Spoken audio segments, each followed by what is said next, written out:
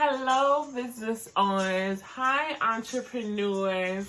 Whatever you want to call yourself, you are bold, you are bright, and you are strong. And I'm here to talk to you.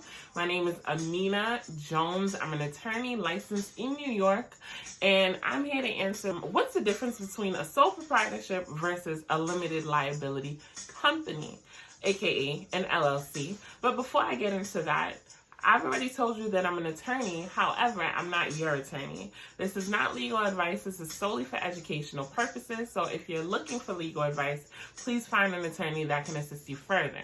Now, a sole proprietorship is one individual, hence the word sole, that is running a business. They're either selling goods and or services. However, they have not registered their business with the state. Versus a limited liability company, it can have unlimited owners. Those owners are referred to as members, versus a sole proprietorship that only has one. So the LLC is registered with the state. It is recognized as a business entity separate from its owners, aka the members. A sole proprietorship is not recognized as a separate business entity from its owners. The business and the owner is recognized as one and the same. Now, if there are multiple people, two or more people together conducting business operating as a sole proprietorship, obviously they cannot be a sole proprietorship because a sole proprietorship requires only one person. This is what we would call a partnership. However, this partnership does not have the advantages of a limited liability company because it is not registered with the state. It's essentially operating as a sole proprietorship. However, there are multiple people, which is why we're calling it a partnership.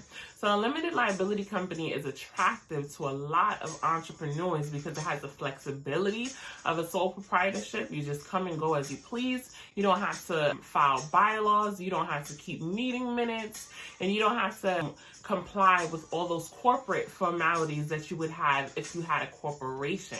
A limited liability company, like I said, you come and go as you please. You do what you want. Yes, you do have to file an annual statement and stay in compliance with your state to continue to be recognized as a limited liability company. But the most attractive thing is that you have the freedom of a sole proprietorship and you have the protection of a corporation, right? So you have that limited liability, meaning that all of the business dealings, even if you're the one that was responsible for conducting those business dealings, as long as you did it in good faith, meaning that you signed these contracts with the true belief that you would be able to fulfill these contracts, fulfill on these business deals, and something just didn't end up working out, then you wouldn't be held personally liable. So those companies that are coming after you, those individuals that are coming after your business, they wouldn't be able to have access to your personal assets, such as your house, your car, your bank accounts. This is your savings, your check-in, your 401k,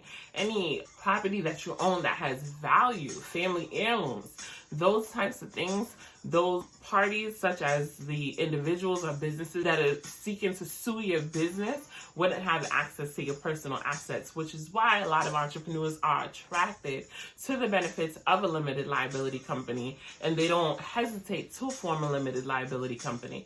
Some entrepreneurs do shy away from forming an LLC because their idea is that they don't have any assets, which is crazy because the business itself is an asset. Money is an asset. Even if you didn't have any money, just because you don't have any money does not mean that you still won't owe any money. So the idea of not taking advantage of a limited liability company because you don't own any assets ignores the fact that you could actually go into debt, right? And if you're already in debt, you can go further into debt. That is why a lot of entrepreneurs are attracted to a limited liability company. As far as taxation, if you're a single member limited liability company, meaning that you're the only person that owns that limited liability company, then according to the IRS, you will be recognized the same exact way as a sole proprietorship. So they will basically apply pass-through taxation, which means that the company itself isn't taxed.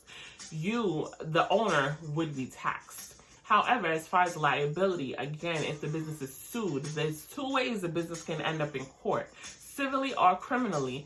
Businesses are charged with crimes. It happens all the time.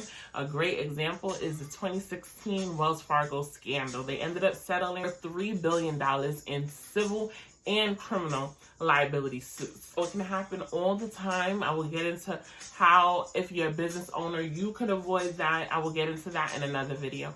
However, the limited liability company, even if you're a single member owner, you still can take advantage of that limited liability if you're respecting your business as a separate business entity. So I hope this was helpful. Please let me know if you have any additional questions. Please like my page, follow my page, like this video, comment on this video. I'm on Instagram, and I will be happy to answer, for educational purposes only, any questions that you have. Thank you, and I wish you the best in your business ventures.